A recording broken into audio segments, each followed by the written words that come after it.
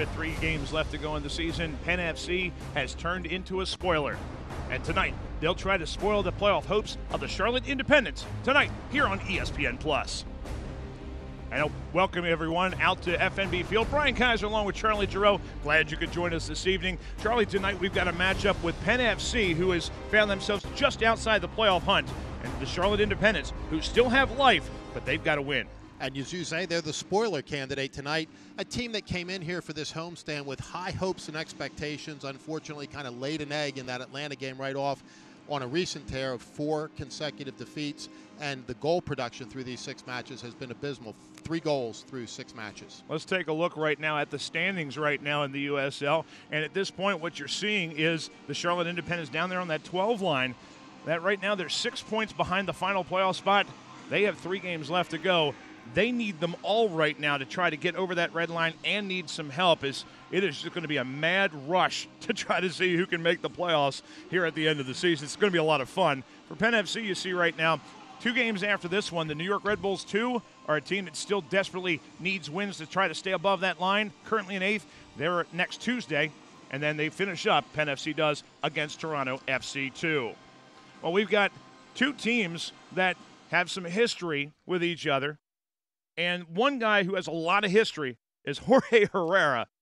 Charlotte Independents, he's been here forever. 38-year-old, and he just keeps on scoring, Charlie. A veteran player, and as you say, a scoring machine. Look for him tonight to be the goal producer. There he is, number 10. He's got 12 goals this year and is second all-time behind Dane Kelly in scoring in USL history. On the other side, the guy who needs to try to stop him, a guy who has on many occasions been able to do so, Ramu Pizer, the goalie tonight for Penn FC. Another veteran, Brian. He's pitched 5 shutouts this season for a team that has had some defensive problems. He'll be a stand-up guy in goal tonight. It's a great matchup. So many times we talk about youth being served. Well, it's a 38-year-old and a 39-year-old that we're featuring here in the pregame. It shows you that there still are some really quality veteran players here in the USL. No question about it. And age does have its value. It does. Indeed, and we'll see which of the aged and also their younger teammates are able to get the win here tonight.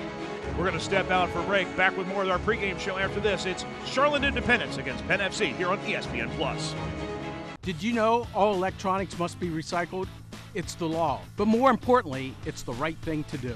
At the Recycling Center, Dauphin County residents can recycle older broken TVs, computers, cell phones, laptops, major appliances, even paper. The Recycling Center is conveniently located on Cameron Street in Harrisburg. It makes recycling fast, safe, and simple. Stop by the Dauphin County Recycling Center today and help us recycle the right way. Crooked Hill Townhomes is the official housing partner of Penn FC. The rental community located in Susquehanna Township features 3-bedroom townhomes with attached garages and optional finished basements. The community features 6 beautiful floor plans, a state-of-the-art fitness facility, and an off-leash dog park. For more information on the community, visit www.crookedhillapts.com. Crooked Hill Townhomes, the best in luxury living at Central PA.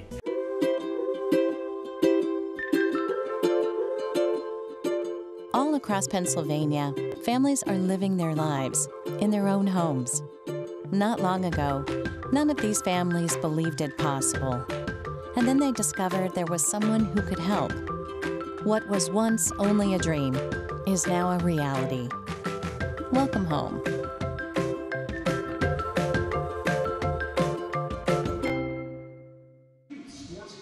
Back here at FNB Field in Harrisburg, Pennsylvania, Brian Kaiser along with Charlie Giroux getting set for action here. Let's take a look at tonight's starting lineups. First, for the Charlotte Independents, they returned 8 out of the 11 they started against Pittsburgh this week when they drew 2-2. Insert into the starting lineup a very dangerous Ayman Zaid, the Liberian forward who had a goal scored in Saturday's contest. And then we take a look at Penn FC's starting lineup, and tonight, 7 of the 11 who lost to Pittsburgh last Wednesday, they're going to insert Aaron Dennis as well as Dan Metzger to try to liven up this offensive punch. And Thiago Calvano back on the back line, Brian, so you can expect no shutouts tonight.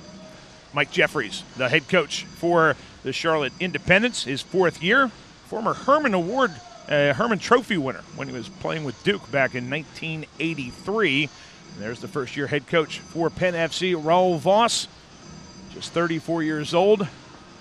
He's done a nice job of piecing this team together.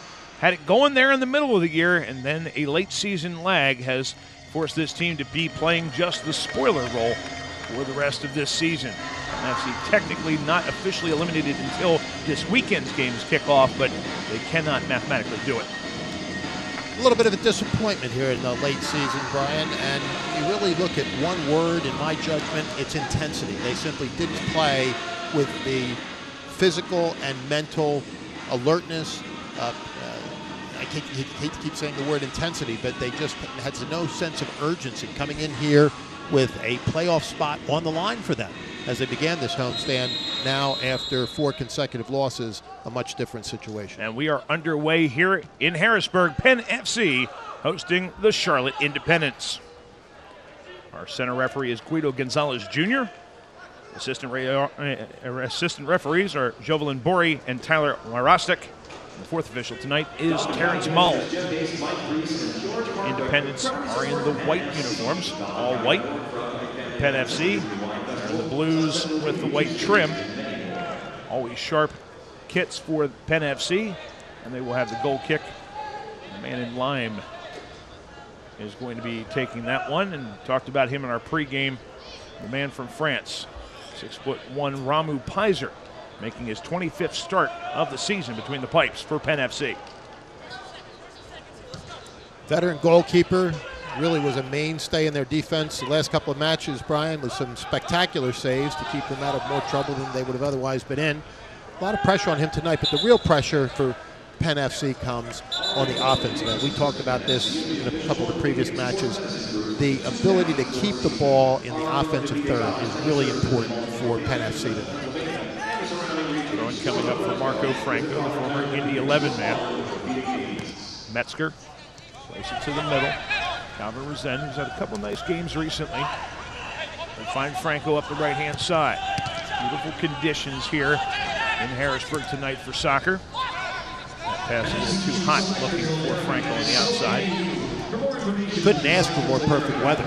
It's just spectacular here as the sun sets behind us on beautiful City Island and FNB Field. And we're underway. In the middle of the field, here's Resend. Steps around his man, goes to the outside. The dangerous Paulo Jr. is out there on the left flank today. Goes it to the right foot. Throws it back. Metzger to Hawkins. Central ball to Casano, looking to flip it. And that is the former Harrisburg City Islander, Brandon Miller, with his first action. Miller was with this team a year ago. We're deciding to join the Independents this season. His first with them, and his 4th straight season where he has changed addresses. With Rochester back in 2015 when they won the title, and he was the goalkeeper of the season in the USL. Then went to Orange County Blues after that, then to Harrisburg in 2017, and now this year with the Charlotte Independents.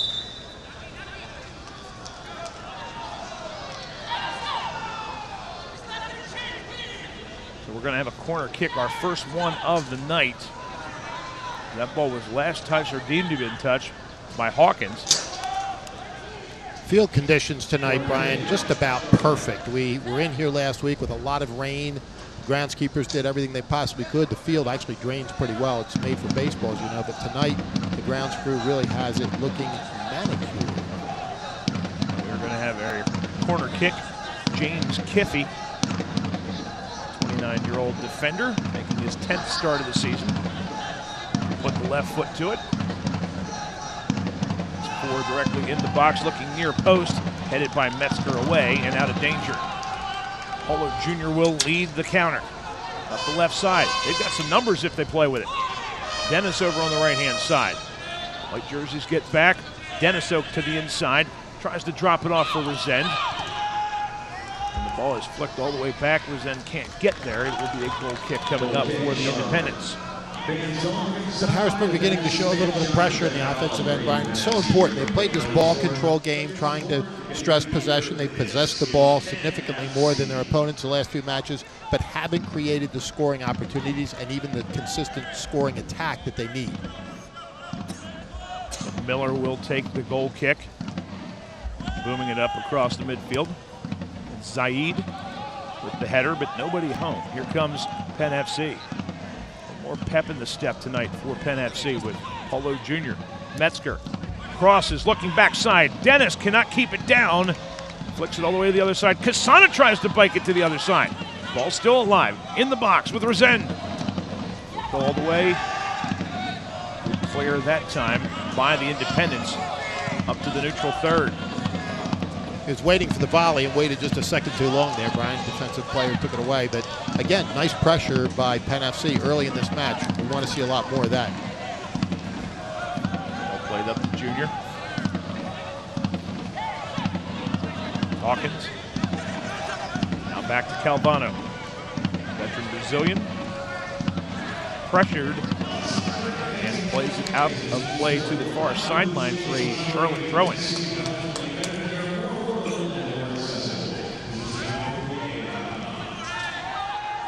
Comes Charlotte into the offensive third. Kiffey is here.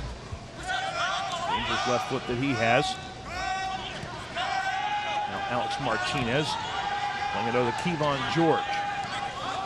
A lot of international flavor on this Charlotte Independence team. A lot of different nationalities represented by this squad. Yeah, you go down their roster card, it looks like the United Nations. Kiffey from California will take it into the box. Plays it low. Nobody there but blue jerseys. Penn FC is able to get it out of there. A nice cut back there, but nobody at home in the middle of the box. Kassan will try to hold this one up around the double team. Resend, good cut there. Finds himself open. Drops it to Metzger. Some room for Junior on the left. Into the box. Shot with the right foot. Good save from Miller and cleared away from danger. Junior had that one all the way, and a nice save by Miller because he had a very good shot there, Brian. He worked it well, took a nice strike, and Miller made a good save. Kevon George was the guy who ended up heading that over the end line with a corner kick for Penn FC. And Richard Menjivar will take place, as he many times does, the assist leader with 6 of them this year for Penn FC over in that far corner. In swinger with the right foot coming in here in the 7th minute. Near post run, a shot, and it goes off the bar. And the return shot goes well out of play. Great opportunity that time, though, Charlie. Beautiful opportunity. Well delivered off of the corner by Menjivar. The high arcing corner and a beautiful shot just off the post. I mean, he had that near corner, and he took it well. Thiago Calvano with the opportunity. Metzger the follow. And a post prevents Penn FC from taking the early lead in this one. We said that with Calvano in that lineup, there was likely to be no clean sheet, Brian. That could have been a double entendre. Ball comes down into the Penn FC end. The home team has been the aggressor here in the early moments of this game. Independence play it all the way back to Miller. Ball played up. Have not seen much of Herrera on the ball. We do now, though. He was about 40 yards from goal. Muscled off the ball by Menjivar. Played up to this near side by Aaron Dennis. Dispossessed nicely there, and Penn FC is winning a lot of these challenges in the midfield as they have been throughout. But again, tonight the difference is they have that intensity word working in their favor thus far in the match, and as a result, they're creating offensive opportunities. Franco trying to dribble through everybody. It didn't work out that time. Did not keep the ball in play, and Herrera thought about throwing. Now will drop it off. Herrera is one of those guys, though, who he will disappear for a little while, maybe not make an impact for about 10 minutes or so, and all of a sudden he'll just appear out of nowhere and have 2 or 3 great chances in a row. He's just a goal scorer. He knows where to be to make things happen. Up on this near side is Javon Watson.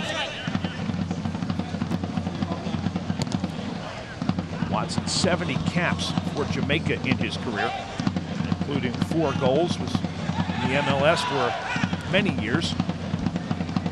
Now an opportunity for the Independents. Inside, Zaid just wide. Last touch by Penn FC, but Eamon Zaid, the opportunity there here in the 9th minute. Very fortunate there for Penn FC. The keeper was off his line and went down, and the goal was wide open.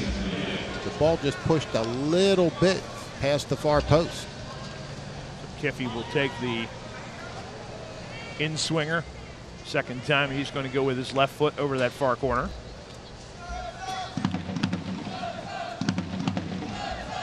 Sends everyone in motion. Looking backside, but the ball curves right into the hands of Ramu Pizer. He's going to distribute with the hand this time. Aaron Dennis with it. Good turn by him. Playing the ball long. Resend cut off. And Miller's the first one to that anyways, but Joel Johnson is going to make sure that wasn't a problem. Again, Brandon Miller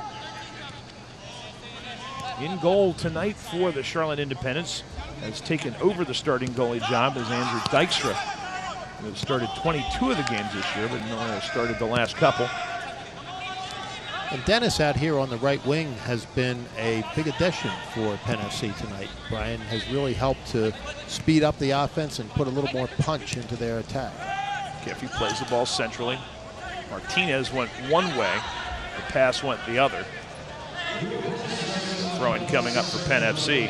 This Charlotte Independence team playing a little short-handed tonight in one way. Their veteran defender Jung-Soo Lee retired this week. There was a discovery of a medical condition that forced him to retire. He had 13 games this season, over 1,000 minutes, and he was a member of the South Korean national team who was in the World Cup back in 2010. So a big loss for this team as the retirement of Jung-Soo Lee. Shot directly at Miller. Comes off the foot of Metzger. And Metzger's been very active here in the early going. A guy who, coming in fresh, didn't play in the last matchup with Pittsburgh and looks energized. Looks very energized. It's a big help to the side. Select is the official soccer ball of the USL. For the latest Select products and special offers, please visit www.selectsportamerica.com. Receive free shipping on orders over $50. Throw in Penn FC. The 12th minute of action. Scoreless between Penn FC and the Charlotte Independents. Matchup between the number 12 and 13 teams in the Eastern Conference of the USL. Here comes Hawkins for Penn FC. Paulo Jr. has a man on his left. That's Resend. He'll cross into the box. A lot of white jerseys there. Watson, the guy who gets highest. Let's go the flick back to Hawkins. Menjivar keeps it. Let's switch it over to this near side. Aaron Dennis, man from the U.S. Virgin Islands. 3 goals on the season for him. Hawkins will try to play it, looking for Kasana making a cut. Good play by Kevon George in the middle of the field to break that one up. Play on behind the play as Herrera went down. On the front comes Martinez. Plays it centrally. A turn, a shot, and wide of the post by Connor O'Brien. Not much danger on that shot. And Penn FC continuing to put the pressure on. Battles in the midfield, key to the match. You see Connor O'Brien making his 5th start of the season. Our head coach Mike Jeffries, a graduate of Bucknell, which is a college that is about an hour and a half up the road from here. Great athletic program up there in a variety of different sports and a growing powerhouse in soccer. Facilities are absolutely fabulous up there. I can vouch for those. They are wonderful. And you know, national caliber basketball team and a lot of other sports at the Bison's hometown. Here comes Charlotte. Hawkins with a firm challenge. Doesn't get the ball. Doesn't get a foul either. It will be a throw-in for the Independents. Walking up to take this one is Joel Johnson. You see Raul Voss. A little conversation right now with our center referee. You'll see many coaches do as the game goes on. Herrera, good leave off. Opportunity trying to cross it and not finding anything with George. And the ball sent back out. Prasanna heads it back towards Penn FC's end. Couldn't get much more on that one. So a dangerous throw-in coming up, right side of the box. Johnson once again. Go right back to him. Penn FC, a lot of bodies in the area. Ball played centrally. Penn FC gets it out of there. Menjivar chips it back. They're making a run, and a foul is going to be called. They're going to get George on this one. It is Kevon George on the foul that time for the Independents. Into the 15th minute of a scoreless game. Penn FC, Charlotte Independents.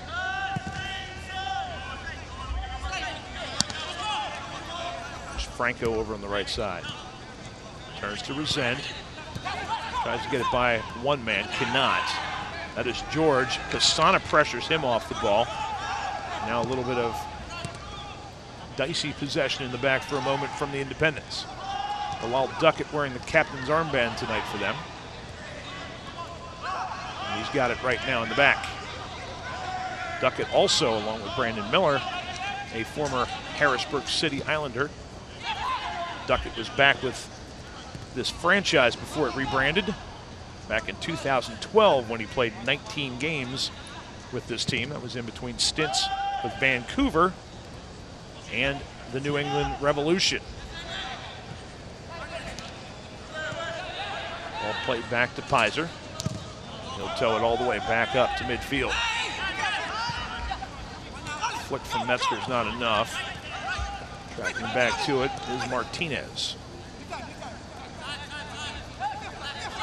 Things have calmed down just a little bit, as we're not seeing many opportunities in the attacking thirds. Last few minutes have been primarily in this neutral part of the field. Franco trying to change this now. Both sides have really clamped down defensively, Brian. Early on, as typical in most matches, they're trying to feel each other out a little bit. Here you go. That's a nice touch there, and a great job by Pizer getting enough of it. Zaid, though, will follow it and score. Heartbreaker there, and it is 1-0. Charlotte Independents, Ayman Zaid on the goal, and for him, it is his 7th tally of the season. Pizer 20 yards off of his line there, Brian, in an open net. And he had to do that because the ball was played well behind the defense. They were looking for the runner, who was Derek Gebhard, and Gebhard's shot was blocked right onto the on-rushing Zaid. Made no doubt about it from about 35, 40 yards out. So the visitors on top, 1-0 here in the 17th minute.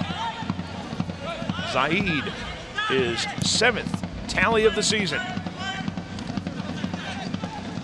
Now, what will the response for this Penn FC team be, considering they already know their fate as far as playoffs are concerned? They will not be in them. They could win out at this point. What they would need is they would need teams to disappear. Yeah, and then that's the tough part of being where either of these sides are at this point in the season. You don't control your own fate. You can win, but if the teams above you don't lose, you don't move up. Because they would be, their maximum right now would be at where the number 8 spot is currently. And teams in that area have to play and play each other. There was no chance for them to get to the number, which at this point you have to be able to get to 45. Penn FC can only get to 44. That leaves them out of the dance. Throw in Charlotte. They'll get another opportunity down the far side. Ayman Zaid in his first year with this team. That time from Herrera. Bit ambitious. You'll see Herrera do that from time to time. Zaid, the goal scorer, was with the Indy 11 the last 2 years. Proved himself to be quite the goal scorer. 26 goals in 59 games with the Indy 11 when they were in the NASL. Born in Ireland, but he is Libyan by his grandparents, so he has played 8 times nationally with the Libyan national team, has a goal for them as well. He has the only goal tonight in this one so far. The 17th minute as Charlotte leads Penn FC 1-0. Franco looks for Menjivar. Took right back out by Martinez. Here's Franco. And one of the things from the head coaching standpoint, Raul Voss is for Penn FC, how is this team going to respond? Is the energy level going to rise? Is it going to fall? Which guys are going to be able to put out of their mind the fact that this has not been a good run of play for Penn FC and they have to keep soldiering on? It's really what these last 3 matches are all about, Brian. Are they waning or waxing? And what does next year look like? Because this is an opportunity to take a look at personnel, at systems, at the whole franchise, because they obviously want to do better next season. Ball played by Ventnor. Kyle Ventnor puts it up in the air with his head. Comes Charlotte with a chance. Zaid for a rush from Martinez on the outside. Franco all over him. A little too handsy that time, and will be called for the foul. 23 on 23.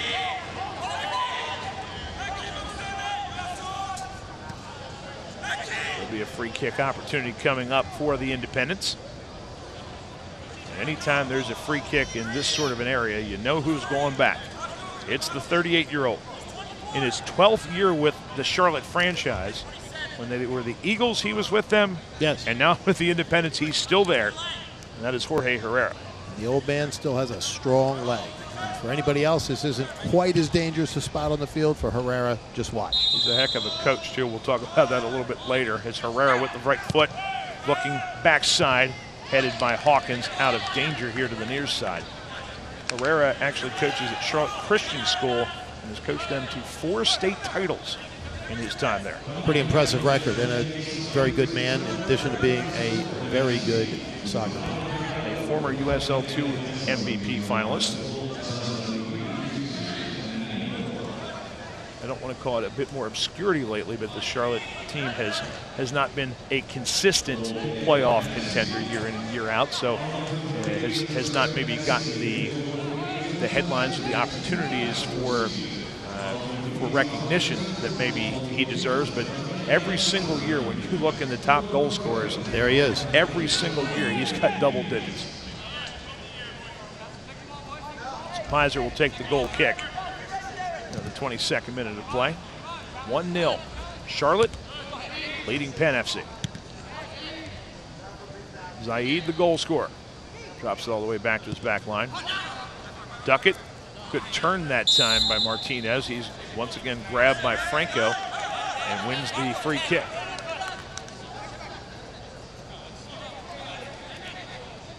Get the best photography from around the league, plus highlights and updates throughout the week on the USL's official Instagram feed by following us at instagram.com/USL Soccer.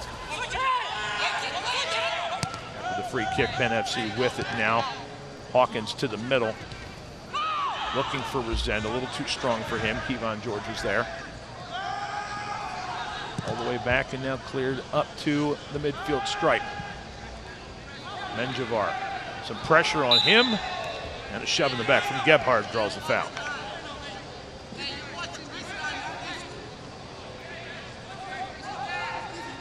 Penn FC with the restart. They had a good opening to this game.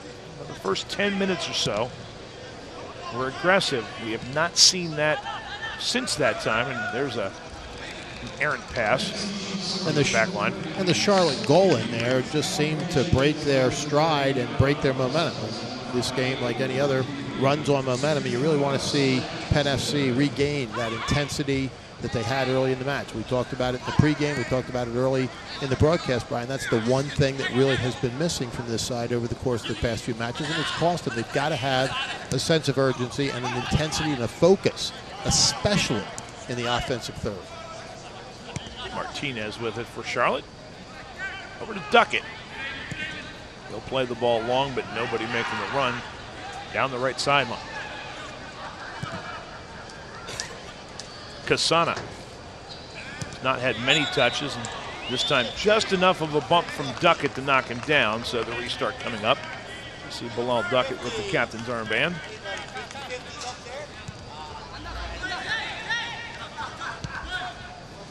Not mistaken, Duckett and Kasana were on the same team together. Kasana was here in Harrisburg in 2012 and 2013.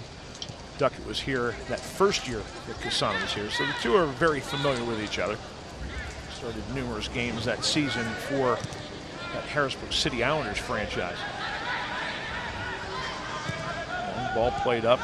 There's that matchup again. Kasana with a good flick. Miller has to come all the way out because Dennis was outside the box when he got a touch to it.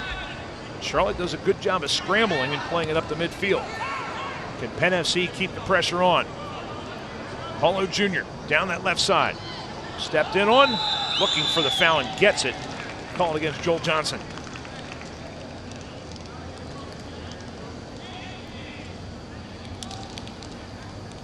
Paulo Jr. Brazilian. He's 5'6", but a real firecracker out there on the left wing. Making his 15th start of the season for Penn FC. 4 goals, 1 assist. And maybe as far as anybody on this team, maybe the most informed player on the offensive side. A dangerous spot on the field here, Brian, for this free kick. Menjivar to take it. He'll bend it in swinging with his right. Looking back post. Venter was going there. Miller tips it away for a corner kick. Nicely delivered ball, and Miller had to make the one-handed save, or it would have been serious trouble. Thought about the quick restart, decided against it in the 26th minute.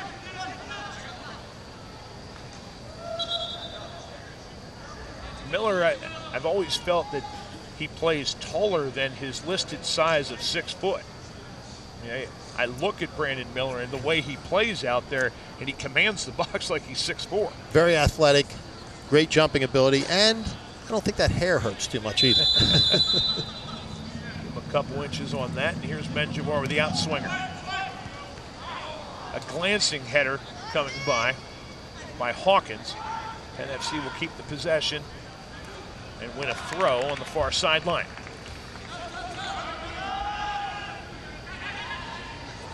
Momentum is slowed a little bit on this series. Chance to change that.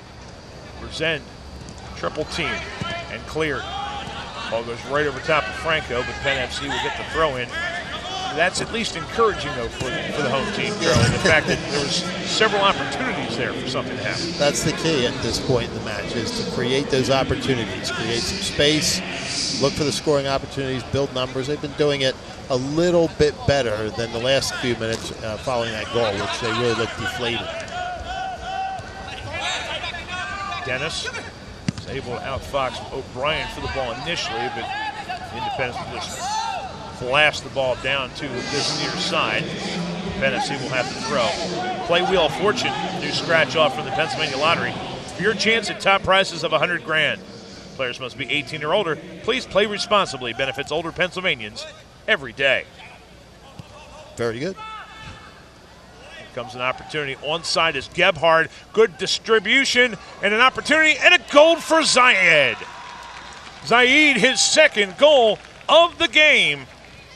And a defensive breakdown is Penn FC trying to play the offside trap. Gebhard deemed to be onside, and they get burned for the second time in half number 1. Yeah, they really did, and you identified it perfectly. They're trying to trap on the offside, no communication, and just a complete breakdown here.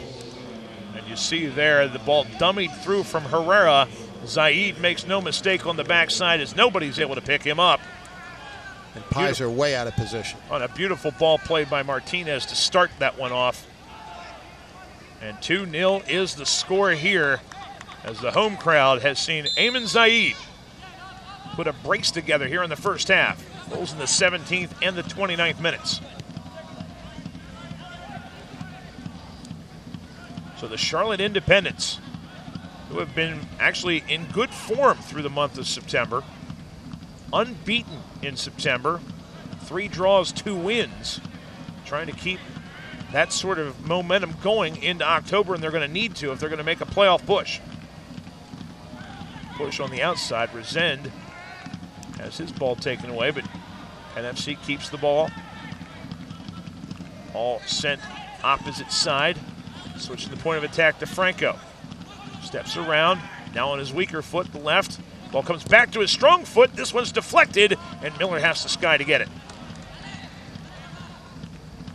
Nicely struck ball, but that's not really a scoring threat, Brian. It's on goal, I guess, technically, but right at the keeper, and you're not going to do much with that. Franco, his 24th start of the season, yet to score a goal this year. Played the last 4 years with the Indy 11. Former first-round draft choice of the Chicago Fire all the way back 2014. There's Hawkins, the Englishman, who will play the ball high in the air. This lets his defense recover a little bit. Calvano wins the ball in the air. Bring it back over to Franco. NFC finds themselves behind 2-0. We have an injured player. So they do the sporting thing and bring the ball over the near sideline. That is Bilal Duckett, who is the player down to a knee.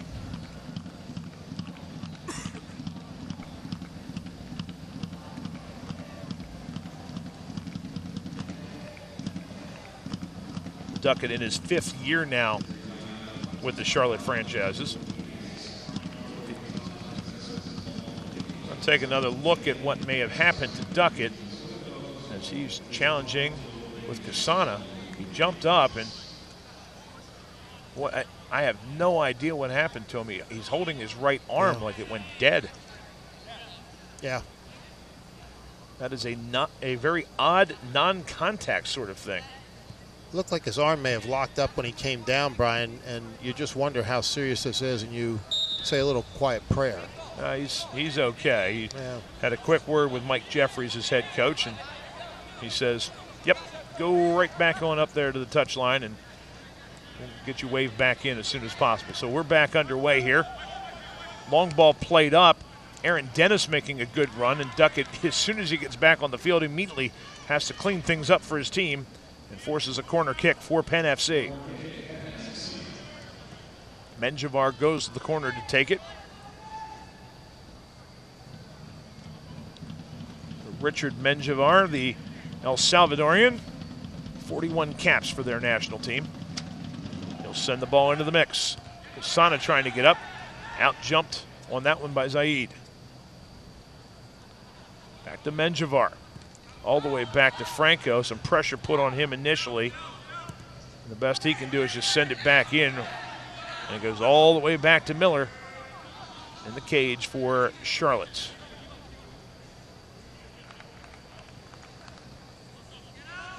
Taking a look at, again, the standings coming into this one. The Independents right now, 38 points, record of 9-11-11. A win here tonight would push them over top of the Tampa Bay Rowdies, depending what the Rowdies do tonight. They are playing Atlanta United 2 this evening. They are the only 2 games from the Eastern Conference that are going on today. So those 2 teams both desperately needing wins to try to move up the table. And each of them has a total of 3 games remaining, including the one they're playing tonight. But a win tonight for Charlotte, if they continue to hold this 2-0 advantage the rest of the way, that would put them within 3 points of the final playoff spot. So we have an injured Penn FC player, and Gebhard takes a shot on Pizer, and Penn FC is incensed because they have a player down behind the play. And it looked like they had stopped on the play, Charlie. Yeah. And Gebhard did not. And there's no official rule saying you have to. But ordinary sportsmanship and the mores of this game suggest exactly what you should do. They may not have seen him down. That's the only thing I could think of. Well, this field and double. They're hearing about it. Oh, yeah. And you've got Calvano. And believe me, you've got Calvano, a 36-year-old who's seen a lot of soccer all over the place, who is giving an earful from the soccer hotbed of Rio de Janeiro. Yeah, and I don't think he takes too much guff from anybody. The captain's now trying to sort things out. And Calvano's played professionally in Brazil, Switzerland, Germany, Australia, with the Minnesota United before they went to the MLS. This is his second year here in Harrisburg, playing now with Penn FC. So he had quite a bit to say. And it is a corner kick officially for the Independents. But the Independents, after the injured player, I believe was Metzger. He's going to kick it to the keeper, as Correct. he should. Yes. So that's going to, it'll add a number to the stats. Right, but nothing more. Not much threat on that corner. I'd actually looked down on that play because I was looking for who the player was out in the middle of the field, and all of a sudden I look back up, and here comes Gebhardt out of nowhere with nobody pursuing. I was in the same boat. I wonder what was going on. I was watching the monitor here and saw that, run uncontested. And whoa, what's going on? And then you realized. Arm in the back of Dennis from Martinez draws the foul. So Menjivar will move his mates forward. About 10 minutes plus stoppage time.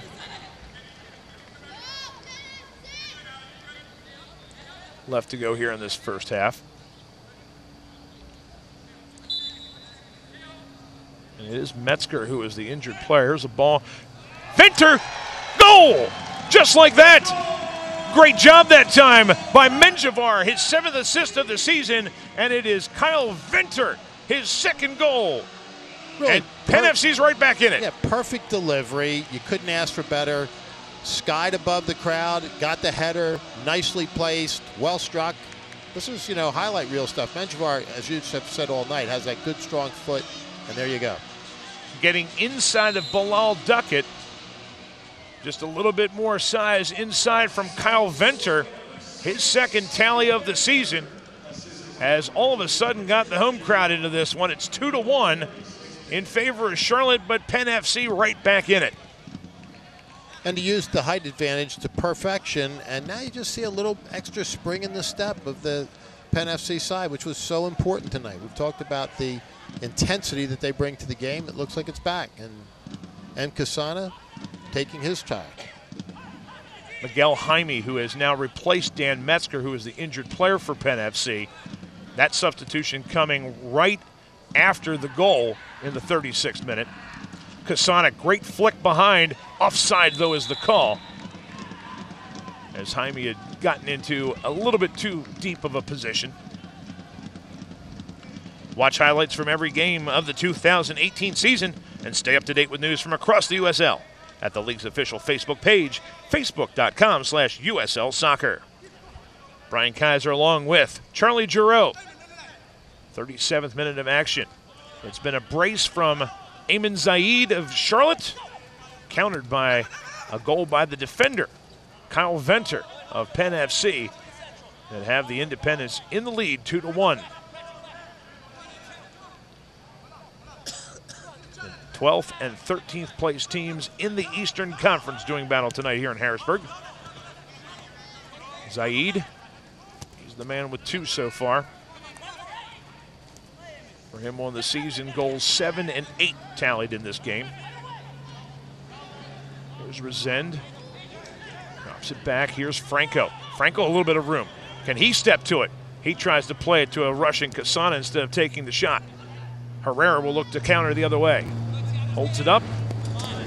Cannot find the connection to Martinez. The center of that defense is still not their soft spot, Brian, and they've tried to force the ball into the center a couple of times without much success. They might want to swing it wide and see if they can spread that defense a little bit, open up that center. Menjivar swings it over on this near side. Franco. Dennis dispossessed nicely of the ball by O'Brien, and then a foul called against Martinez of Charlotte.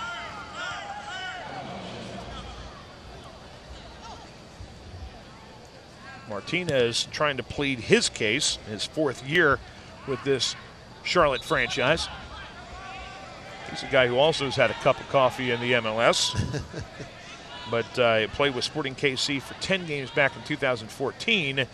Maybe his bigger connection to the MLS, though, for Alex Martinez, his older brother Enzo Martinez of the Colorado Rapids still plays in the MLS as a standout performer for them. Over this near side comes the Independents. Kiffy. Bryan spins it forward, looking for Martinez. Franco gets there first. Pizer gives him an outlet. Herrera will chase and force the punt up to midfield. Casana, for the second time tonight, heads the ball back towards his own net. And the ball goes to Charlotte. Martinez falls down. Our center referee is not interested. Martinez, though, continues in the fetal position over here on the near side, and Penn FC will determine what they will do with this. Calvano will now play it out. I have a strange feeling that, actually, no, he doesn't play it out.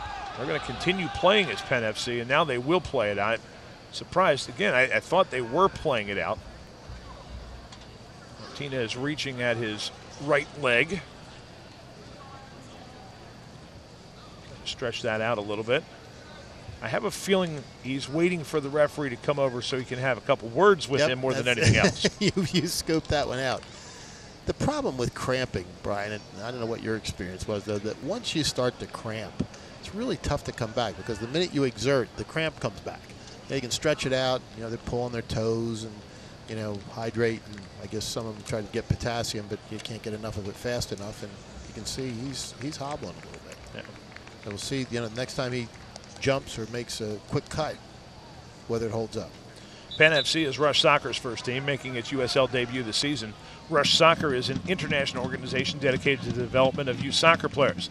Based in Littleton, Colorado, Rush Soccer is partnered with 85 clubs around the globe, providing a comprehensive club development program to over 32,000 players. Penn FC is proud to sit on top of the Rush Soccer pyramid. Calvano will play it long. Paulo Jr. has been rather quiet. He will stay so, as he can't get there in time.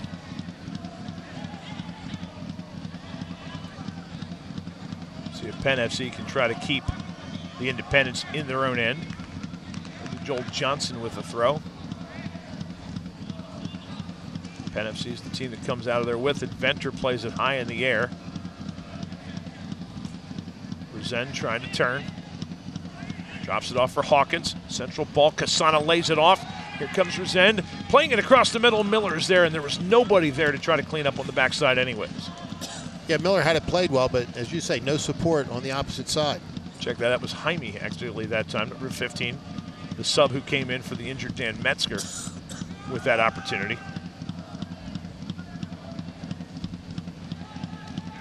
Miguel Jaime's a guy who, making for him this season his 21st appearance, 7th time as a substitute. A guy who is probably not expected to play a major role this season, but due to the injury to Mauro Estacquio early in the year, has really been called on to do a lot of work in the defensive midfield position. We'll actually at halftime be taking a look at a feature from Penn FC about Mauro Estacquio and his progression in his injury rehab and what he's been doing since his early season injury that has knocked him out for the season for Penn FC. Pizer comes up to the near side. A couple minutes and change before we hit stoppage time here in the first half. Don't expect a whole lot of stoppage. Brian had a couple little injuries, but nothing of great magnitude. Still think we might see 2 out of this. I would guess 2. Venter plays to Calvano. You got injuries. You've got 3 goals in this one. Jaime plays it over. Paulo Jr. They know how dangerous he is. Anytime he gets the ball, somebody's immediately pressed up against him. Venter plays the ball long to an on-rushing and overlapping Marco Franco. Kiffy is there and easily clears the ball up. But Menjivar's the guy who's at the outlet of it. Menjivar bends it towards the box. Casana goal! What a ball for Richard Menjivar, his 2nd assist of the game. And lucky Casana, his 11th goal, team high on the season, has tied it at 2. 2 beautifully played balls, Brian. I mean, it doesn't get any better than that. Menjivar had a quick takeaway there, The gigantic swing to Lucky Kasana, who uses his head so well, and this headshot is just terrific. Sneaks behind his former teammate at Harrisburg, Bilal Duckett. And for Lucky Kasana, his 11th goal of the year here in the 44th minute has tied this game at 2 apiece. You know, Brian, you get down 2 goals early and you just start to think, oh boy, here we go again. And this side has really shown its mettle in the last 15, 20 minutes. And 2 goals, both of them beautifully played balls from Richard Menjivar, and both great headers to score. And you really like to see this. Menjivar 8 assists now on the season after his 2 assists in this one. Paulo Jr. is fouled as he was going to get around Johnson, and Johnson knew he didn't have a lot of support behind him. If you had told me there were going to be 4 goals scored in the first half tonight, Brian, coming in, I would have said, probably not so much. But this has been a wide open contest, and you said there weren't going to be any clean sheets, and I did say that. We have been very, very true to that thus far. Opportunity here, Menjivar. Looking Venter back post, he's able to just pop it up in the air. Chance, volley, shot, and it's high. Chance for Aaron Dennis. Yeah, Dennis has played very well tonight. We've talked about that. And a nice opportunity there off of that volley. Unfortunately, he was leaning back just a little bit and cleared it over the bar by quite a ways. 2 minutes of stoppage time is the number shown by our 4th official, Terrence Mull. As predicted.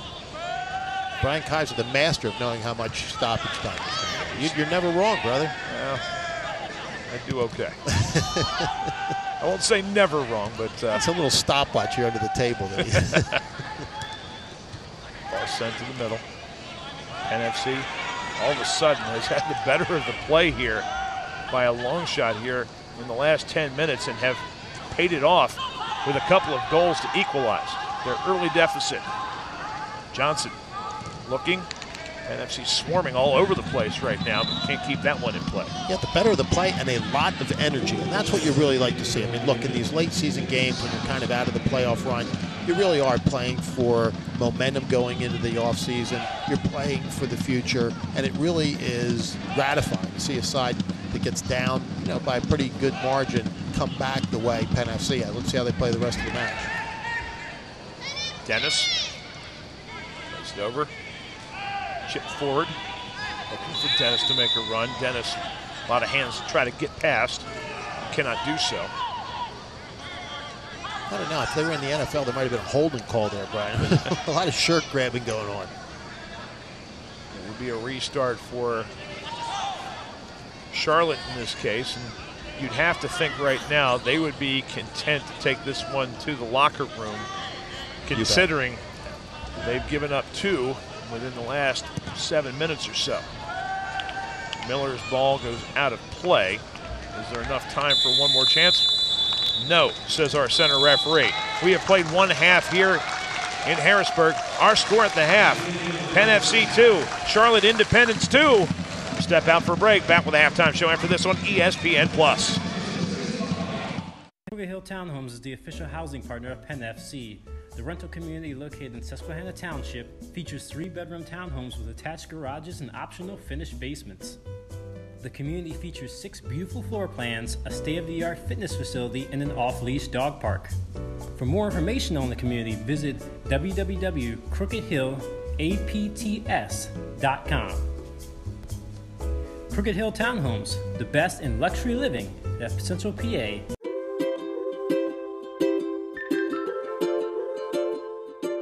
All across Pennsylvania, families are living their lives in their own homes. Not long ago, none of these families believed it possible. And then they discovered there was someone who could help. What was once only a dream is now a reality. Welcome home.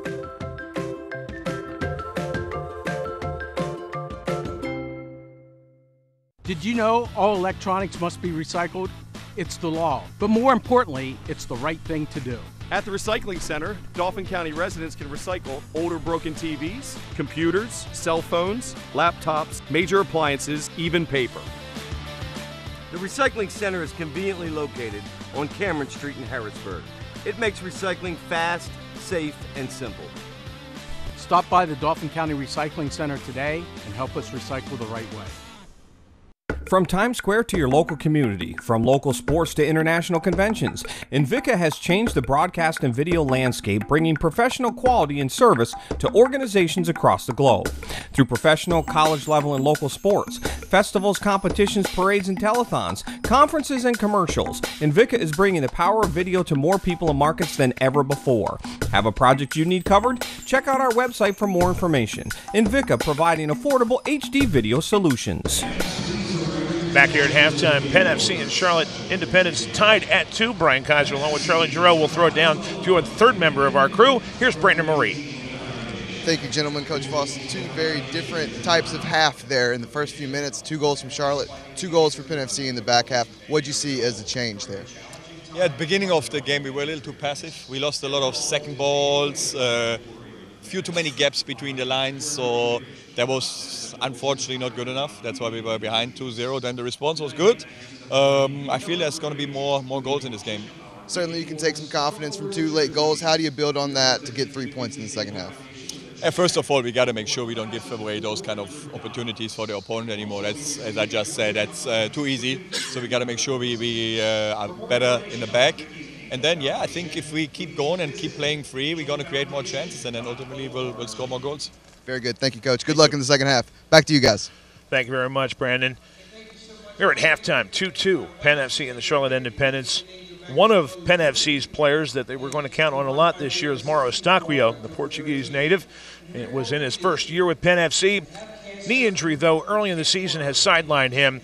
Let's find out right now how his recovery has been going. It all happened very, very quickly. Obviously, we were winning the game 3-0. Everything was really controlled by us. Penn FC up 3-0. And now with the possession and with the victory, the first victory on the season. It was across from the right side. Their striker kind of chested towards our goal, and I cleared the ball with my right foot while my left was planted on the ground. And his body, the opponent's body, basically just ran into me. When he did, I heard some type of crack, and I really felt just something wasn't right. And I've never felt pain like that before. I've always been super healthy with injuries. I really never missed a practice, never missed a game. So I knew right away I couldn't really move my leg. The pain was incredible, and I knew that something was wrong. So I had surgery on Wednesday, the 23rd of May. And there's different doctors where you could kind of pick. So I did my research on that with the medical team, and we opted to go to New York to Dr. Riley Williams. And I'm so happy about it. The surgery really went well. Obviously there was a couple issues that I had to take care of because my knee really had a lot of fluid and the range of motion. So for 4 days that I was in New York, I had to take care of that and really work on it. But when surgery time came, everything was great. So basically what they say, it's sort of a 6-month process. I'll obviously be on crutches for about 5 to 6 weeks. Right now I'm super handicapped in the sense that I can't really do anything on my own. I'll be going to Portugal on Monday to do some rehab there. Obviously I have my family and friends around. It's going to be much easier, so I'll have someone to cook, to clean, to do everything. And I could just solely really focus on recovering, which is my priority right now. Obviously there's things I have to do. I have to strengthen my quad, get that range of motion going because I could barely bend my knee right now. But it's part of the process, and as long as I see an evolution day by day, I'm very happy with it. And you can see the rest of the story on Mauro Eustáquio at pennfc.com and go to their YouTube channel for more of the Mauro Eustáquio rehab story. Again, we are at halftime here, 2-2, Penn FC and the Charlotte Independence. It's been a big time for USL Soccer. The rebranding has been announced. Let's go to that video right now.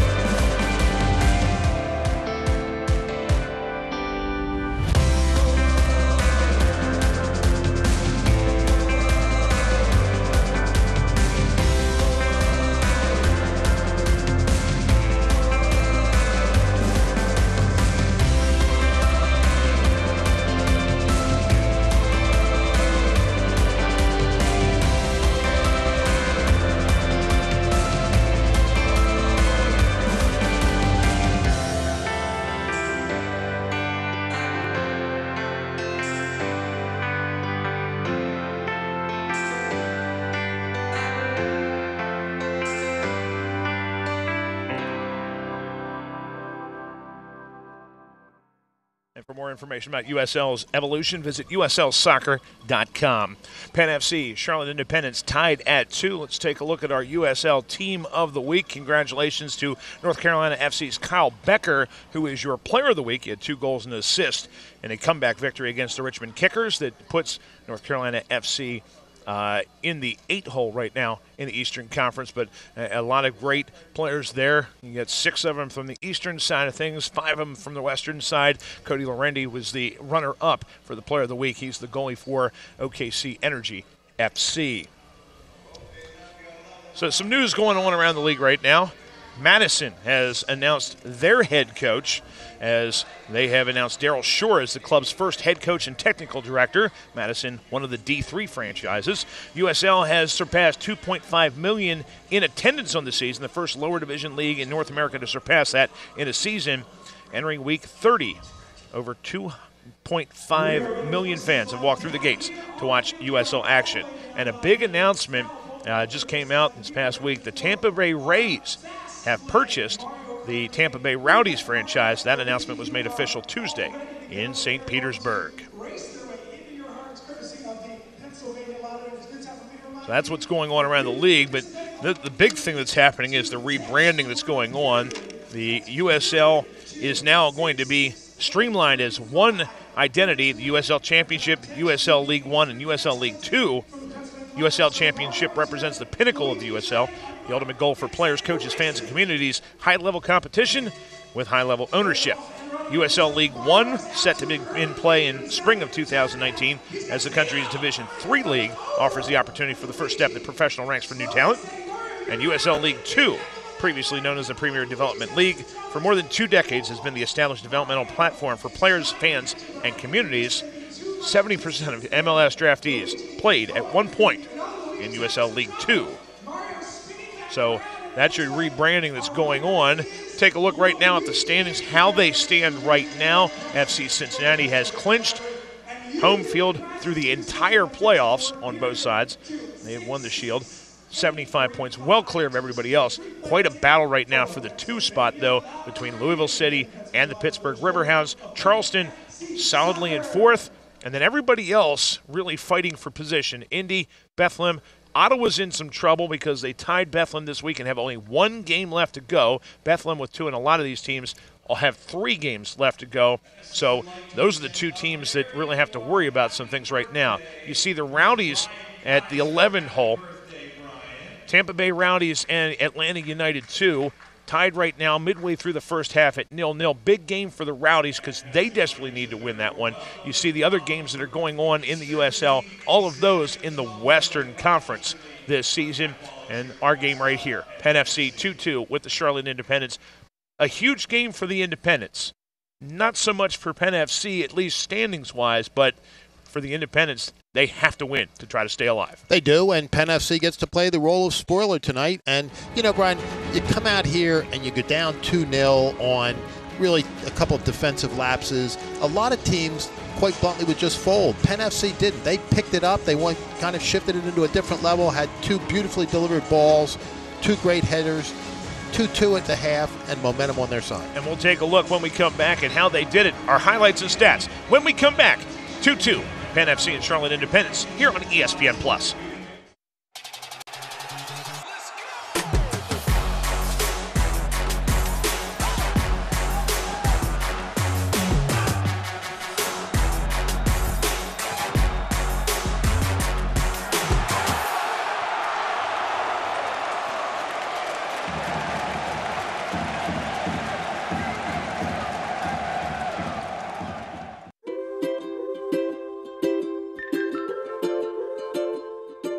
All across Pennsylvania, families are living their lives in their own homes. Not long ago, none of these families believed it possible. And then they discovered there was someone who could help. What was once only a dream is now a reality. Welcome home.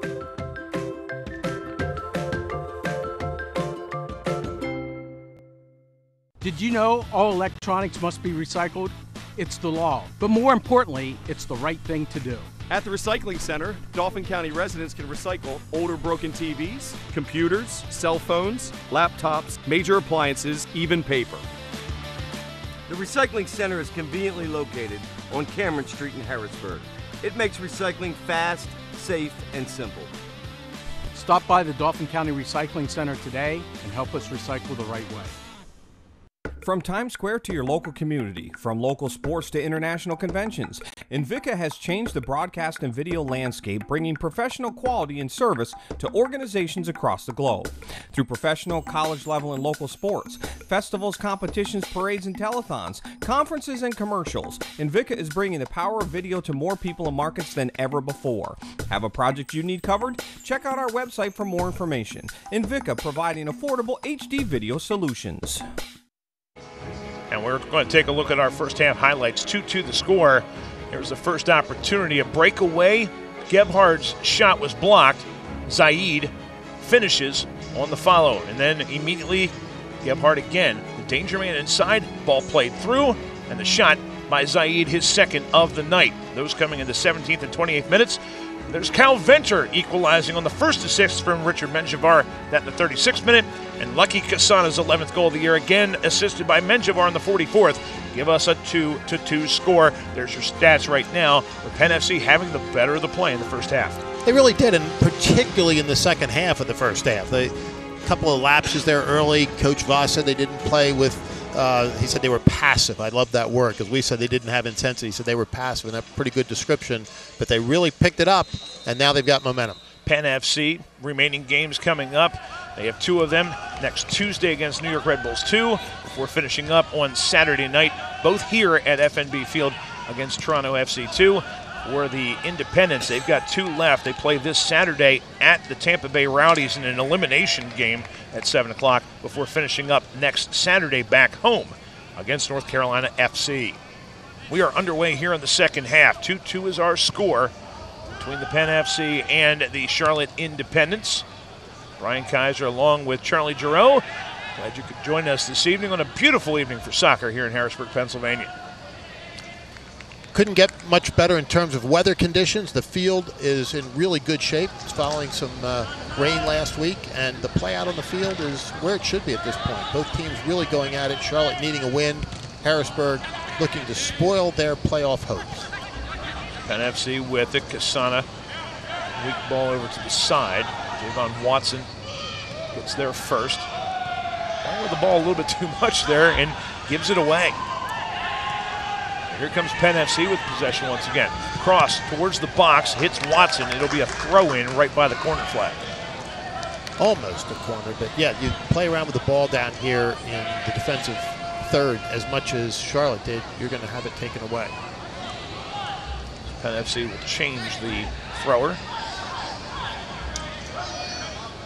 Originally they were going to go with Aaron Dennis. Instead, now it'll be the right back, Marco Franco, who steps forward to take this. Takes a few steps back. This is going to be a long throw towards the box. Now he just walks up to the line calmly. Say so much for the long throw. Resend tries to turn, bumped off the ball, and plays it over the end line for a goal kick for the Independents. Not sure what the thought was there, Brian, but whatever it was, it didn't really work. And goal kick coming out now for Charlotte. Two teams so far. There's been one substitute made. Miguel Jaime coming on in the first half for Penn FC for an injured Dan Metzger. Other players on the bench for Raul Voss tonight. Sean Lewis is your backup keeper. Haruna Shaibu, Prince Baffo, Walter Ramirez, Jorge Rivera, and Isaac Osei. All sent into the box. Zaid, who has been quiet since the second goal, played the ball back. Opportunity, one rushing, great look that time, and a chance, and a shot, and save, as it was Kiffey who had come forward, trying to get it by Pizer, but could not. Beautifully saved by Pizer, because that was slid right through a very, very tight space, and a pretty good opportunity for Charlotte there. Pizer right on the spot. Ball played up to O'Brien, back out to Watson.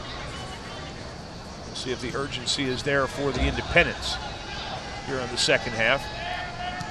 After giving up the 2 goals towards the end of the first half, sort of limped into the locker room. Chance to regroup for their 4th-year head coach, Mike Jeffries. Duckett will take the air out of the ball. Now over here on the near side to Alex Martinez. Johnson. Back to Martinez. Center circle, easy dispossession that time for Calvin Resend. Ball played down the left side. Miguel Jaime is there. Stops with the right. A chance. Polo Jr. deflected and over the bar. It'll be a corner kick for Penn FC, and Bilal Duckett may have saved a goal. I think he did. That was a very, very nicely delivered ball into the box. I wish he'd have first timed it because I think the cutback cost him. There was an open space on the near side of the goal there in that near post. Watch this as it slid right through. Very, very nicely delivered. Knocked off from Jaime. And yes, it is that deflection. I don't know that Miller had that one covered. We'll never know. We don't need to. And Menjivar, who has 2 assists already, will take the corner kick, the in-swinger. Looking near post. Goes all the way through. An opportunity. Calvano drops it back. Left-footed volley attempt is well over the bar from Penn FC. That cross. Here's the save from Pizer at the other end. Great sliding opportunity on Kiffey. And down here, Brian, the corner kick was not with the height that you would want, but it was put in exactly the right spot. I mean, he really had a great scoring opportunity there. Unfortunately, it did not materialize. Anytime the ball bounces in the box on a corner kick, it will drive a head coach crazy. on both sides. Well said. We had that in stereo, Brian. Yeah, both coaches are pulling what hair they have left out on that one. I think we're going to see a card here as Marco Franco is being motioned over after a foul. We're going to talk to him, pointing a couple times. See the fingers up, and that means one more time that I see you. Yeah. And then I'm going to pull a card. I'll let you go this time. So Jorge Herrera in the 51st minute. I love when the officials make you feel like your mom is talking to you, you know? Exactly. One more time. Herrera on the season, 12 goals, 4 assists. Ball bent inside. Pizer punches it straight down. It was run into on the inside by Duckett, who will be called for the foul. Penn FC with the restart. Their goals by Kyle Venter and Lucky Kasana. That has neutralized the brace by Ayman Zaid. 2-2 our score here in the second half. So far, Charlotte has not gone to their bench yet. Take a look at the guys that they have available. Andrew Dykstra is their backup keeper tonight. Greg Jordan, former City Islander Jan Ekra, Kaye Vosser, Cordell Cato, Caleb Calvert, and Sam Vines out of that group, especially if the game continues like this. We expect to see Calvert at some point in the second half. Throw in coming up from Penn FC. Again, this game's so important right now for the Charlotte Independents to keep their playoff dreams alive. Still a little far-fetched. They would have to win out and probably get some help elsewhere, but stranger things have happened. Ties, even though they keep you mathematically alive, probably not enough. So they need all 3 tonight. Resend, good bending ball to the back post, which for a moment surprised Miller, but he gobbles it up before Aaron Dennis gets there. Ball sent long. Headed back by Martinez. O'Brien put from behind, nothing called, and Penn FC sends it to Resend. Kasana, good back heel. Here comes an on rush. Menjivar plays it out. Paulo Jr. waited for it, could not that time. Johnson got there first.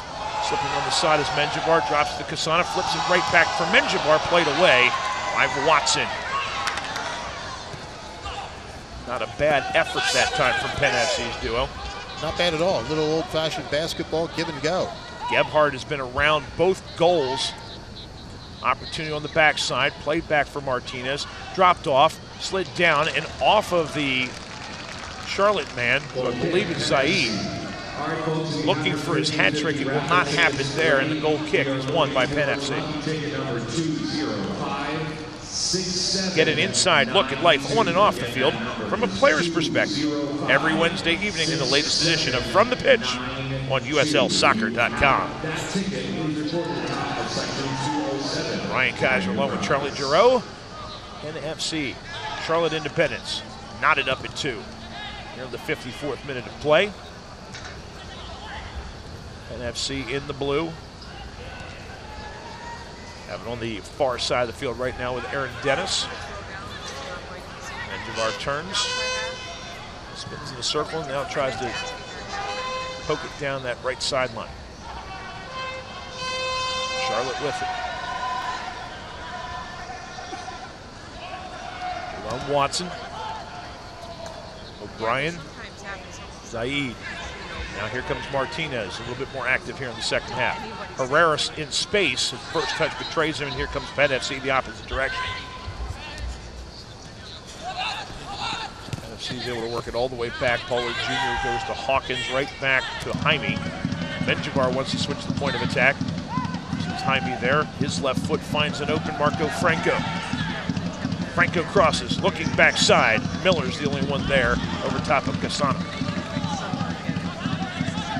Not much of a threat there, Brian, but again, you just like to see these opportunities, these offensive opportunities come in waves. And the play is relatively even here right now, but Penn FC pressing the attack a little bit. You want to see them continue to do that. Kevon George. Over to this near side is Johnson. Johnson, nice ball that time. Gebhardt gets to the byline first and saved by Pizer. I don't think he'll get credit for one because the ball sort of glanced off of Zaid towards the goal. But a lot of danger there, Brian. I mean, he was out of position. That could have been what you might call a garbage goal, but they still count him on the scoreboard. The guy who has been the problem has been Derek Gebhardt in his first year on loan. Was with the Jacksonville Automata the last 3 years. Foul? Nope, nothing, says the official. Harry Hawkins deemed to be a good challenge there and a hard one that wins the possession for Penn FC. Jaime had stopped his run, though. The ball's played over the near sideline. Throw-in coming up for the Independents. And the question now is, at what point did you see that replay on the opportunity and how dangerous that ball was when Gebhardt was able to squirt that one in front of the net? Like there, Joel Johnson in his 3rd season. Came through the Valencia youth system over in Spain. Has 1 cap for Liberia. Actually this past year, qualifying for the 2019 African Cup of Nations against the Democratic Republic of Congo, and that went in a 1-1 draw. It's 1 cap. Calvano with Penn FC over to Franco. Chips it down the right side. Jaime is there. His youthful legs go up the side. Can't keep it in though. Gil Jaime, a good story. He's the 2nd Colorado Rush Academy player to sign with Penn FC. And the big pushes for Penn FC this season. And that's because Penn FC is Rush Soccer's first team, making its USL debut this season. Rush Soccer is an international organization dedicated to the development of youth soccer players. Based in Littleton, Colorado, Rush Soccer is partnered with 85 clubs around the globe, providing a comprehensive club development program to over 32,000 players. Penn FC is proud to sit atop the Rush Soccer pyramid. Independence with it. Zend gets it back for Penn FC. Here's Calvano wearing the captain's armband tonight for Penn FC. Long ball trying to switch the point of attack. Dennis misjudged it, jumps over top, and cannot get the ball. The throw-in comes up for Kiffy on the far side for Charlotte.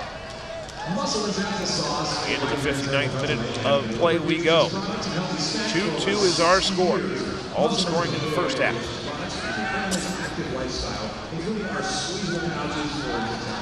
Sort of like the first half around this time, Charlie, we've settled into a little bit of a lull here, the start of the second half. Yeah, and it's almost like the beginning of the match. They're kind of feeling each other out, a little bit of a lull. The energy level drops a little bit, and then something happens that kicks it back up. We'll have to see what that is. Maybe Joel Johnson overlapping on the right-hand side. Backs over on this side with Kevon George, the outlet. In the middle he goes. O'Brien drops it all the way back out for Watson. Chips it back to Duckett. I mean, frankly, Charlotte has more on the line tonight than Penn FC, so you would think that they would have a little bit more energy, a little bit more intensity right now, but both teams, as you say, kind of, I don't want to say lethargic, but they're in a little bit of a lull right now. Good job by Venter as Zaid was trying to make a run, time it perfectly, and just as he was about to, Venter gets a bump to him, keeps him away from it, and Pizer is able to gobble up the ball in front of his net. Ball played up. Kasana is the guy who ends up getting it. Keeps it at his feet. Now over the right side to Dennis. Kasana falls in the box. Ball deflects around. Kasana is not able to get there in time. It's tracked down by Martinez. The Pens will retain possession up this near side. They'll look for Gebhardt. You have to say, Kasana gave up nothing there. He challenged that ball until it was finally cleared. The speed of Gebhardt on the ball now. Loses it, though, to the experience of Paulo Jr. Nice little takeaway there. Menjivar looking backside. Dennis can't keep it in play. Dennis has helped them tonight. He really has out on that right wing. He's had a couple of good runs and a couple of good situations where he was the catalyst in the flow of the play.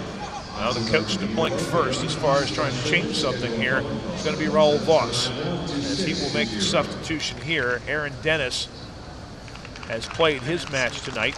He'll go out here in the 61st minute, and he will be replaced by the very speedy and dynamic Ghanaian, Prince Bafo. 24-year-old making his 17th appearance. 13 of them have been off the bench this year. He'll go up to play that right flank. And after we just said all those nice things about Dennis, he gets yanked, but I think they did it for A, fresher legs, and B, a little bit more speed, which is going to help them out on that wing. There you get a good look at Bafo, who has just committed a foul to allow the restart for Charlotte. Bafo, one of several players for Penn FC this season that they've gotten on loan from Inter Allies FC, a team from the Ghanaian top division. And you kind of wonder, Brian, coming when that substitution did, if that wasn't a planned substitution, I mean, coming exactly, pretty much at the 60th minute, you kind of wonder if that wasn't something that he had scripted out at halftime. They were going to go till then and then make a switch. One substitute remaining for Penn FC. We have still not seen any yet from the Independents, although I think Mike Jeffries is getting set to make one as they stomp up towards the fourth official. You see many times here at this point of the game when you get a little bit stagnant, coaches will try to inject some energy by bringing in those fresh legs. See who it's going to be for Charlotte. Not quite yet. They're not going to welcome him into the game yet. Duckett will play it into the Penn FC end. Menjivar Franco holds it high in the air. Ball headed out. Throw-in coming up for Penn FC, and we will see that substitute now. So the substitute that we're going to see, first one of the game, is going to be number 17, Cordell Cato. And he will check in. So Brian that he's checking in for, I believe. It's Connor O'Brien who is replaced by Cato.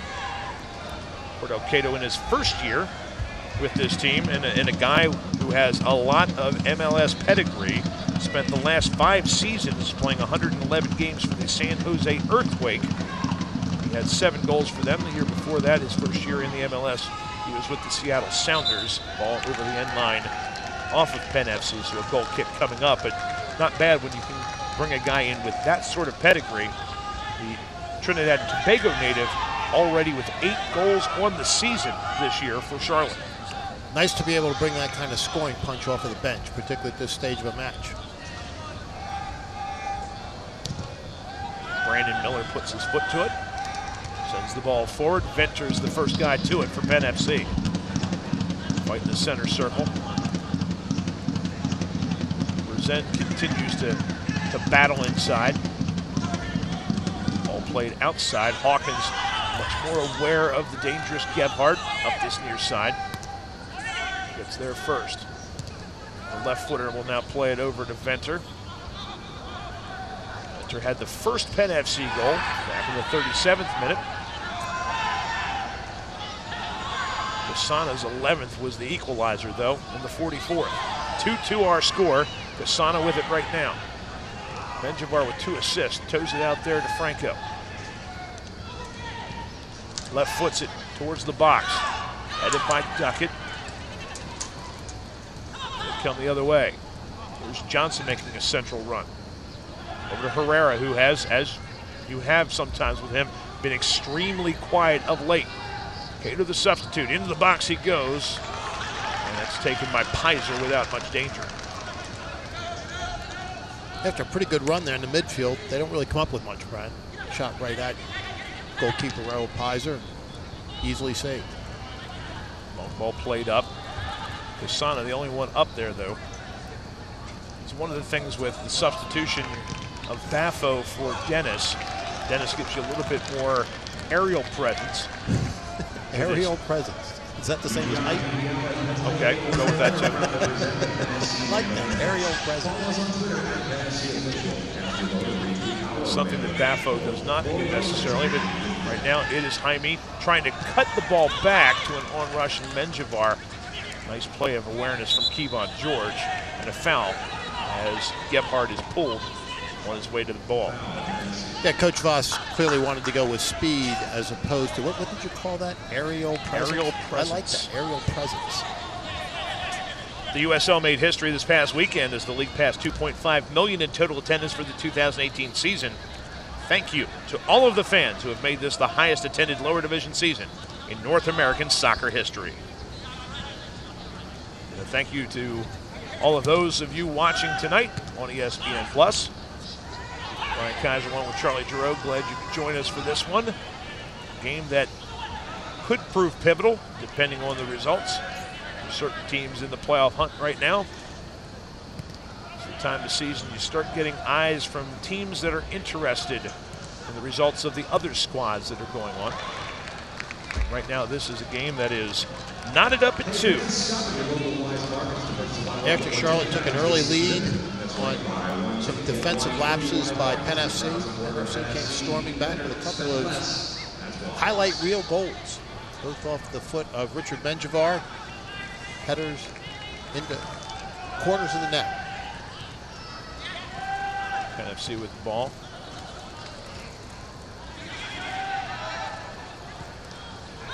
Strong of a touch there in the middle from Jaime. Give the Independents a chance the other way. Ball played wide to Gebhardt. Overlapping is Johnson.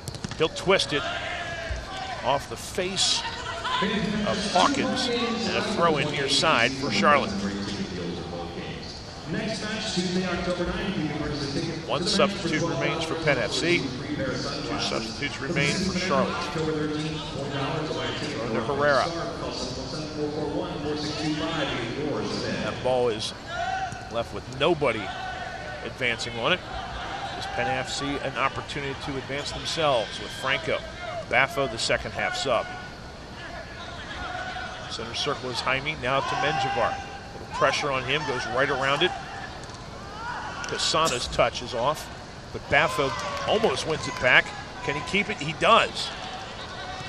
Foxing 2 players for that ball. Up to the near side. Penn FC, who, despite having a bad run of form of late, has had very good form as far as their possession over this same stretch. The ball to Resend didn't find its mark, and Resend can't get that one. Onside is Zaid is claimed. He's on this right-hand side. Opportunity for Gebhardt. Gets around his man Calvano, but cannot keep his footing. Venter gets there just in time and forces a corner kick. But again, Charlie, the speed of Derek Gebhardt, 22-year-old from Maine, just his first start of the year, fourth appearance of the year for the Charlotte Independence team, and you're seeing why they like this kid. He's been a problem coming down that near side on very short burst runs, but also on some longer runs, showing the speed that he possesses. Here comes Kiffey, comes to the near side to take this corner kick. Ball played in, looking backside, headed by Hawkins, I believe, of Penn FC. Ball played right back. Kiffey with it.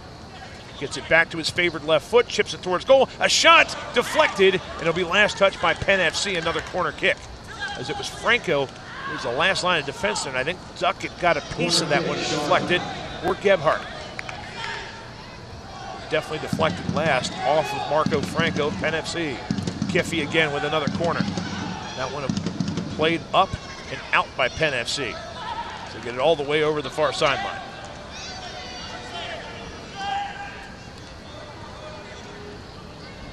We'll see this replay, and Kiffey, again, wants it on that favored left foot. Dangerous opportunity, and that was Gebhardt making the run on the nearest post. 70th minute of play, 2-2. Penn FC, Charlotte Independence. These two teams played to a 1-1 draw earlier this season. It was in Charlotte. Turn to the inside, that's Cato, and Pizer read it well. Needed to be quick, and the veteran keeper comes up with it. That earlier game was back on July 28th in Charlotte. Actually, a time when Penn FC was a really good string of play, the back end of a road swing. Well, they ended up three-game road swing. If I remember correctly, it was Louisville City, Tampa Bay Rowdies, and then Charlotte Independence. They got 5 points in that road trip. Great trip for them overall. There's an opportunity down the right side of the box. Well played out by Kevon George. It will be a corner kick for Penn FC. Another set-piece opportunity here for Penn FC. Medjuvar with that big foot has been very effective on long crosses here. There you see Kevon George, number 13 for Charlotte. George, 21 caps for Trinidad and Tobago. Go for the short corner this time. And George is the guy who skies above everybody else to win the ball in the box. Zaid will play it out. A lot of room over there on that far side for Alex Martinez. Can he get there in time? And the answer is no, says our far side linesman. Says he could not keep that one in play. It'll be Penn FC with the throw-in coming up. Voting for September's USL Player of the Month, Goal of the Month, and Save of the Month begins on Thursday afternoon and will run throughout the weekend. Have your say on which players should take home the awards for the month of September.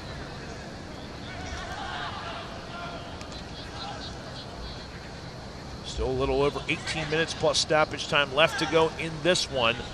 The team that should be more in need here, actually the road team. Charlotte Independence still mathematically alive in the playoff hunt, but cannot afford anything but victories at this point. Right now, that's not the position they're in the draw. One coming up for them. They're in the white. Firm challenge from Baffo. Venter gets over there and will win the ball for Penn FC. Played into the Charlotte end. Johnson guarded by Paulo Jr. and plays it over to Watson, who has little pressure. Well played straight up the middle, no one making a run, and no problem there for Ramu Pizer to get it. And Pizer making his 25th start of the season for Penn FC in the lime green. 1.33 goals against average with 5 clean sheets in those games. A little while for Penn FC to get a clean sheet though. Here's Paulo Jr. Sneaks behind Johnson, a shot, save, Kasana slips and cannot come up with it. And the foul will be called unlucky. Great opportunity there for Penn FC. Their two biggest offensive threats coming down with numbers. Let's watch it. Johnson misjudges it. Paulo Jr. does not. The initial shot is saved by Miller, who cut things down, and Watson got clipped from behind by Casano on the way. Lucky with his 11th goal earlier this season will not pick up 12 and the go-ahead on that possession. Still plenty of time though. Ball played back. Calvano goes to ground. Chance now with a little bit of momentum for the Independents. Herrera passes inside, shot up and over the bar by Martinez. Yellow card's going to be shown on the play to Calvano. He took down Gebhardt back here. They allowed the advantage to go, which is why they were able to get that shot off with Martinez. But in the book, our first yellow card of the match here in the 74th minute goes to the veteran Brazilian defender.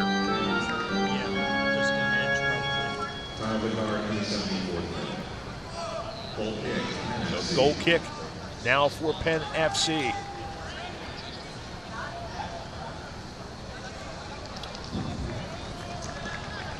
So Ramu Pizer will take this one. This is the Hawkins here on the near side with no pressure initially. Substitute bench very active right now. Players warming up for the Independents. Ball inside. Casana has Baffo on the backside, a little too strong for him, but still an opportunity right side of the box. Baffo drifts in. Drops it back. Franco to cross. Drills it directly into the face of the on-rushing player, who I believe is Bilal Duckett. They give him a lot of latitude from center back position. We're going to have a handball, and that's a pretty easy call against Calvin Resend. Resend not the tallest player. He is one who is, again, not aerially advantageous. That will be the phrase for the rest of the season, Mr. Kaiser. I'm pretty sure. Resend just 5'7", 25-year-old out of Connecticut. Ball played in the Penn FC end. Miller's kick, I say, glanced off of Penn FC head first. Had a couple of nice opportunities the last time down here, and I'd like to see where they're playing the ball, trying to create some space on that back line, and doing it pretty effectively. After the throw, Penn FC gets it back. Baffo finds Resend, looking for some contact, gets it, but doesn't get a call. The ball is won by the Independents. Cato with it. Good speed on him. Second half substitute. Poor distribution there, though. Hawkins will bring it up the field. Looking for Paulo Jr. Johnson is there first. Hawkins continued his run and is now in the offensive half. Paulo Jr. looking. Nice central run from Resend. Hawkins drives it, looking. Casana instead headed up and out by Watson. Corner kick coming up for Penn FC. They'll pick up another corner here, but they're exploiting those gaps on the back line. And that's really what you want to see. They look very effectively for the openings that they're creating by drawing the defense a little bit closer to the touch lines, spreading those gaps. They've gotten a lot of corners off of it thus far. Maybe this one is not the equalizer, but the go-ahead. Venter has a goal off of a corner earlier. He comes forward along with Hawkins, and Calvano also will join them defensively. Into the box comes Penn FC with their back line. Menjivar sends it in. Headed towards goal. Casana got that one, but could not get it on frame. Play Wheel of Fortune, the new scratch-off from the Pennsylvania Lottery, for your chance at top prizes of $100 grand. Players must be 18 or older. Please play responsibly. Benefits older Pennsylvanians every day. Brian Kaiser, Charlie Giroux, as we've got less than 13 minutes plus stoppage time left to go in tonight's contest. Third to last game of the season for both Penn FC and the Charlotte Independents. We are tied at 2. All the goals, if you just joined us, coming in the first half of play. Eamon Zaid, a brace in the first half to give Charlotte the early advantage 2-0. Penn FC on 37th minute goal by Kyle Venter and a 44th minute goal by Lucky Casana tied the score before half. And a pair of very nice assists from Richard Menjivar. Paulo Jr. stopped, but not quite get there. Chased down Jaime's pass. Paolo Jr. has been quietly effective tonight, Brian. Done a lot of little things that you might not pick up on right away, but he's been making a lot of action and creating a lot of plays. His pace definitely is an issue for opposing teams anytime he's out there on the field. And tireless, a guy who starts game in and game out for this team since joining this squad midway through the season. His 15th start of the season, and very seldom ever takes a night off. And now, once again, they'll use his legs over on this left-hand side, attacking the byline. Working on Johnson, sends it across. No one there making the run. Zen trying to work Gebhardt. Gebhardt tries to twist it forward, does. Cannot keep it in play. Throw in Penn FC. Hawkins. Is it back? Here's Venter. Over to Franco. Tries to bring it back to the near side again. Hawkins out jumps Gebhardt. Unable to do much with it that time. Penn FC can't keep that one in play. Throwing coming up for Charlotte here in the 80th minute. The Englishman Harry Hawkins. His first year here with Penn FC was with the New York Cosmos a year ago. It's college ball at Hofstra.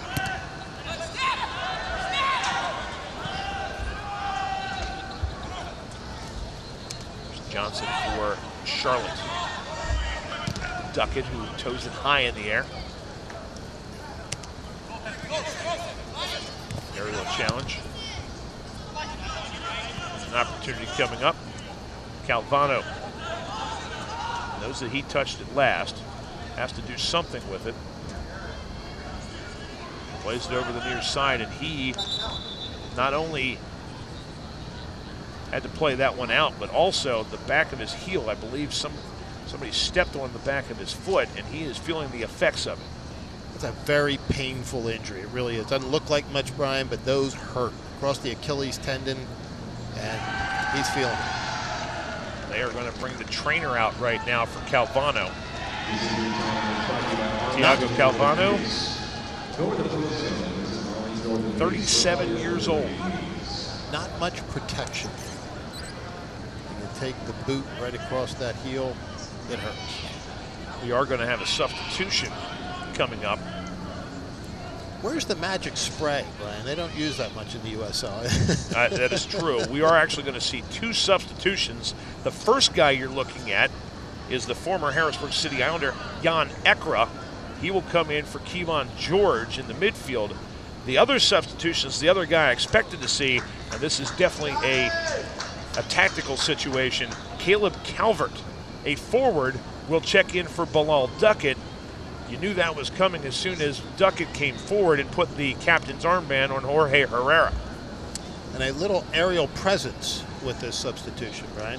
Yeah, no question about it. Calvert, just one goal in the season in his 16 appearances, his third as a substitute. 6'2", though. The other substitute, Jan Ekra from Cote d'Ivoire, making his 25th appearance of the year and the 5th one off the bench. And for Ekra, he has 3 goals on the season. And take a look at troubled heel of Thiago Calvano.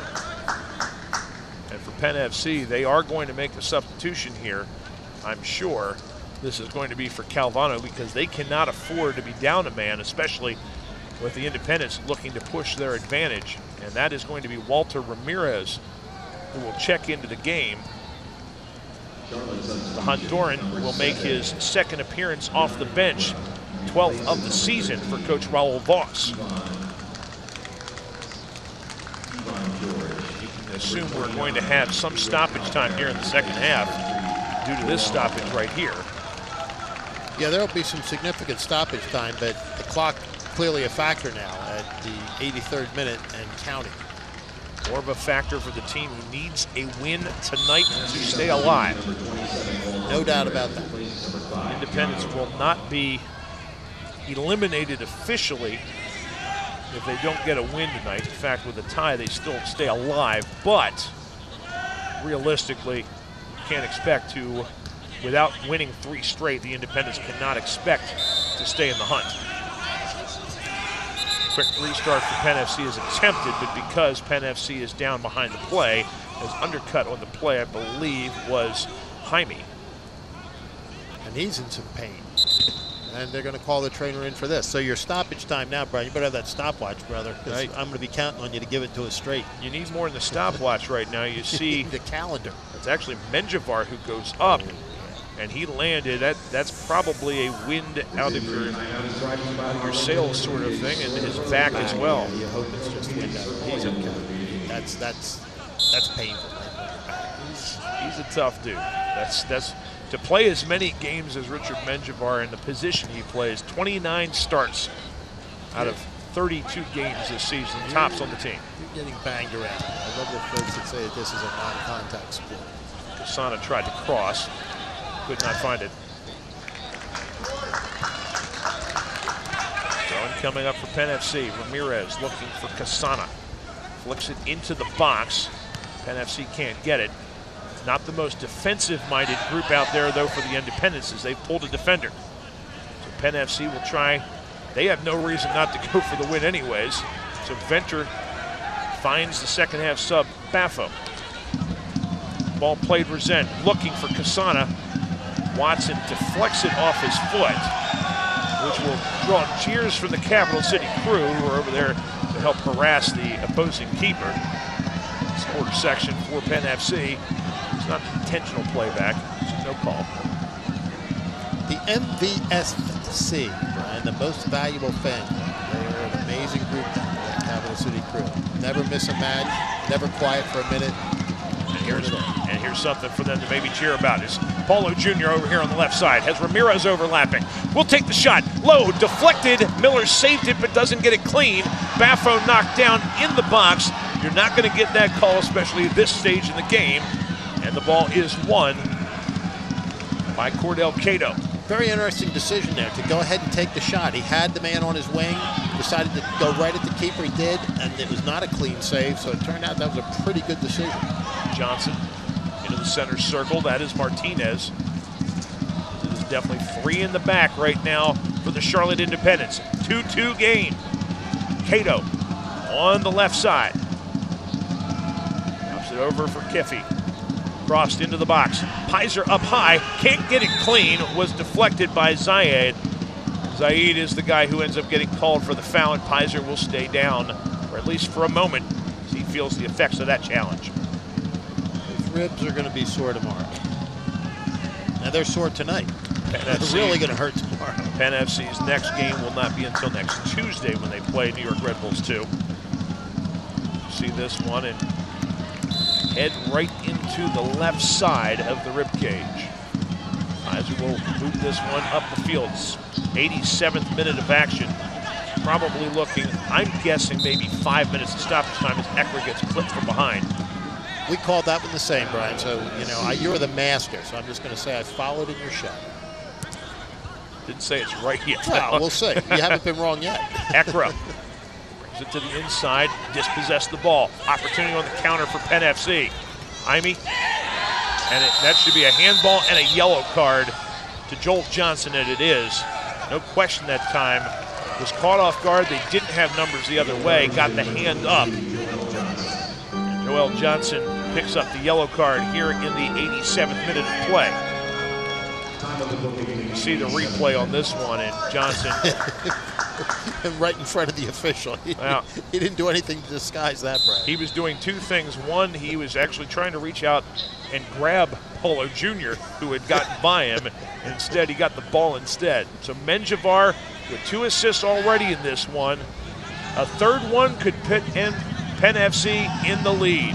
Menjivar looking in the box. Deflected by Hawkins, but not enough on that one to redirect it towards net. Goal kick for the Independents. They are in scramble mode right now, though. Desperately needing a goal to keep their playoff hopes alive. Penn FC looking to play spoiler here tonight. If they could either win or, for that matter, even draw this game. And that's right now where we are. Paulo Jr. on the left side. trying to cut into the box with the right foot. A shot deflected. Casano's offside. Doesn't matter because Resend with a shot, and he volleys it high and wide. Opportunity that time for, check that, that was Miguel Jaime on that side instead, as Resend is actually more centrally located now for Penn FC. Coming hard off of the volley, unfortunately couldn't quite get over top of it and sent it over the bar. Penn FC, even though Charlotte has brought in offensive firepower, it's Penn FC who has had the opportunities here since that time. We're going to have a foul called, and that is going to be against Baffo, who does a swan dive over top of Kiffey in the back.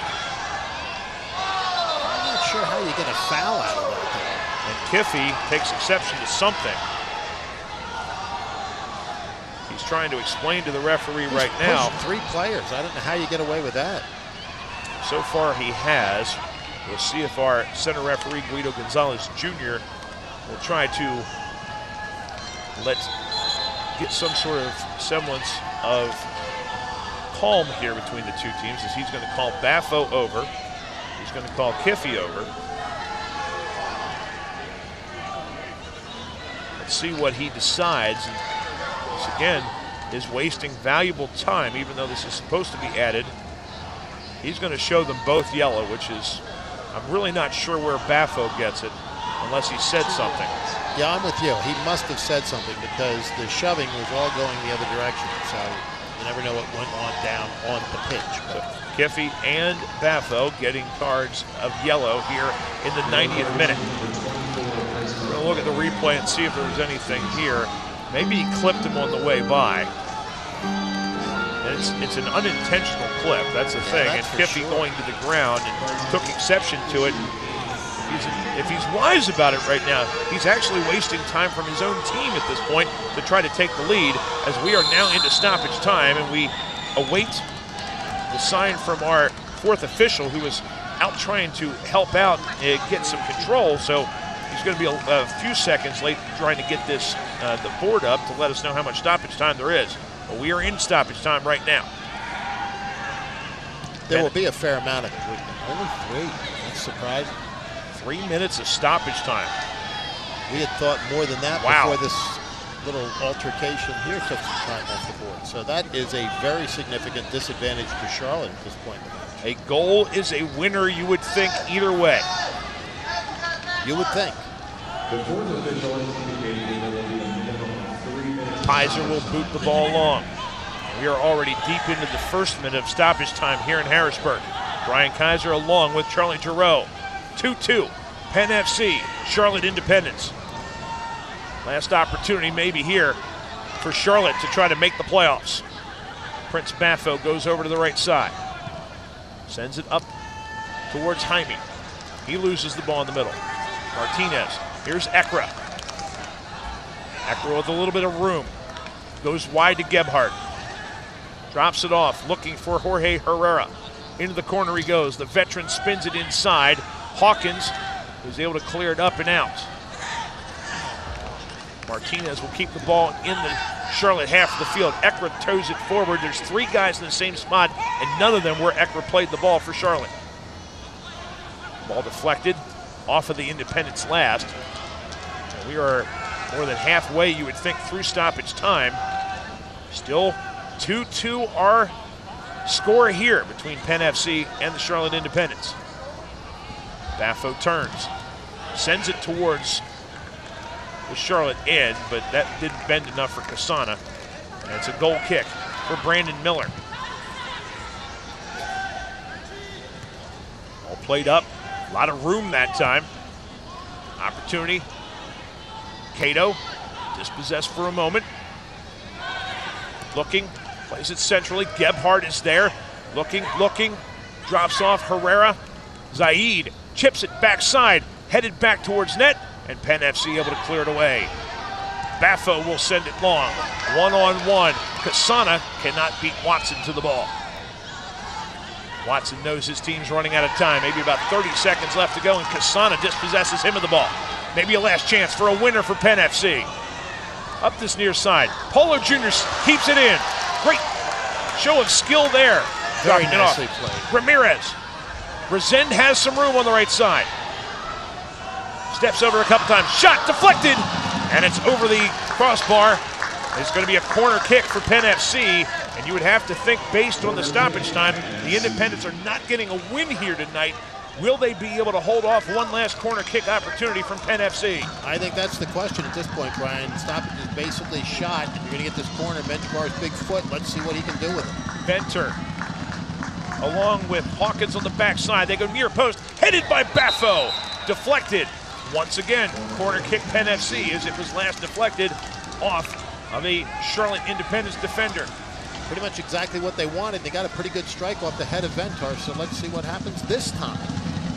Here comes Menjivar into the box, looking the backside, headed towards goal, saved by Miller, but there was a foul anyways on Penn FC, and that probably will do it. Our center referee blows the final whistle, and we will end in a tie. Penn FC 2, Charlotte Independence 2, for Penn FC officially eliminated from the playoff hunt. And for the Charlotte Independents, this is most likely a killer blow that will eliminate them as well. We'll step out for a break.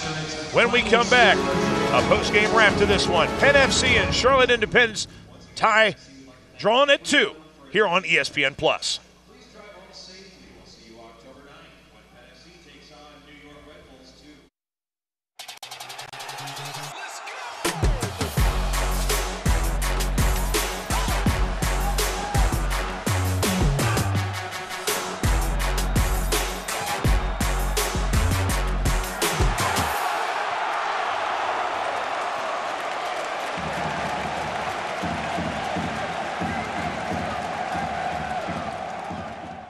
From Times Square to your local community, from local sports to international conventions, Invicta has changed the broadcast and video landscape, bringing professional quality and service to organizations across the globe.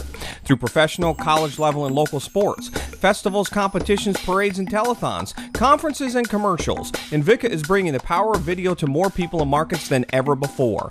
Have a project you need covered? Check out our website for more information. Invicta, providing affordable HD video solutions.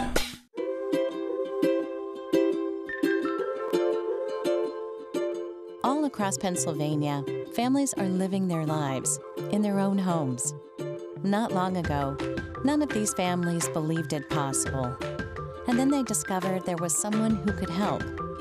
What was once only a dream is now a reality. Welcome home.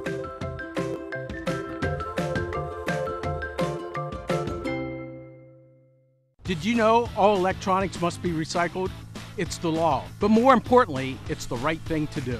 At the Recycling Center, Dauphin County residents can recycle older broken TVs, computers, cell phones, laptops, major appliances, even paper.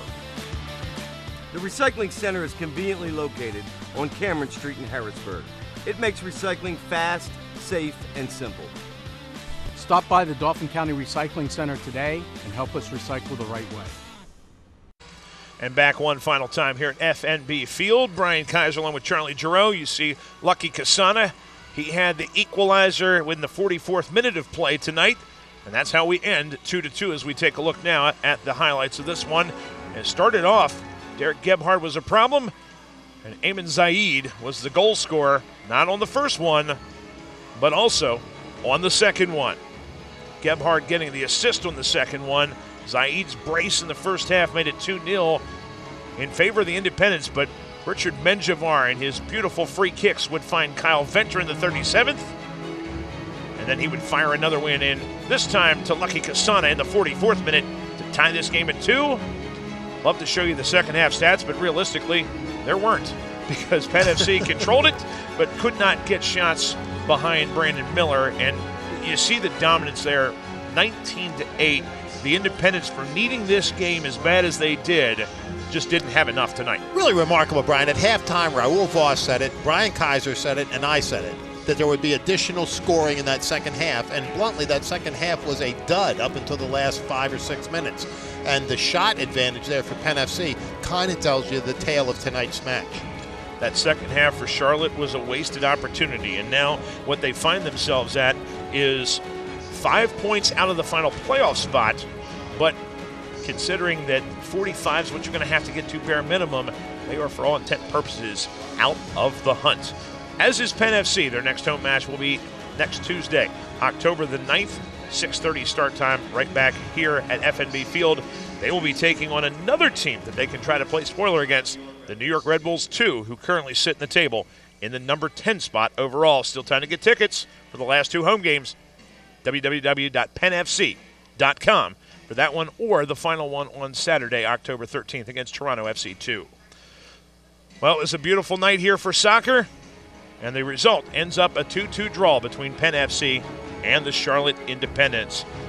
For Charlotte, they move on the season to 9-11-12, and for Penn FC, their record now stands at 9-14-9 in 13th place overall in the Eastern Conference of the USL. For Charlie Giroux and for our entire crew tonight, this is Brian Kaiser saying good evening from FNB Field. Penn FC and Charlotte Independents end in a 2-2 draw here on ESPN+. This copyrighted telecast of the United Soccer League may not be retransmitted, rebroadcast, or reproduced without the express written consent of the United Soccer League.